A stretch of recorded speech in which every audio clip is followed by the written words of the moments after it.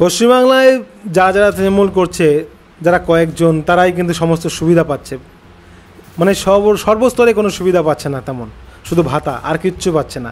যারাই নেতাদের সঙ্গে ঘুরঘুর করছে তারাই কিছু পাচ্ছে, কিন্তু যারা সাধারণ জনগণ, যারা ঘুরতে পছন্দ করে না, তারা কিন্তু কিছুই পাচ্ছে না। তাই সাধারণ মানুষ যারা, তাদের মনে একটা ক্ষোভ যে এই পার্টিতে আর থাকা যাবে না, অন্য পার্টি আনতে হবে, সেখানে বিজেপিই লাগবে। বিজেপি আসলে ভেদভাব হয় না, সবার জন্য উন্নয়ন হয়। তাই তৃণমূলকে অনেকবার দেখেছে, আর দরকার নেই।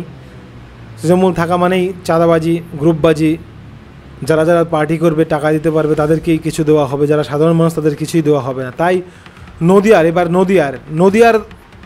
নদিয়ার কৃষ্ণগঞ্জ মণ্ডলে হাঁসখালিতে 20টি পরিবার তৃণমূল ছাড়লো, সিপিআইএম ছাড়লো, সব এবার বিজেপিতে।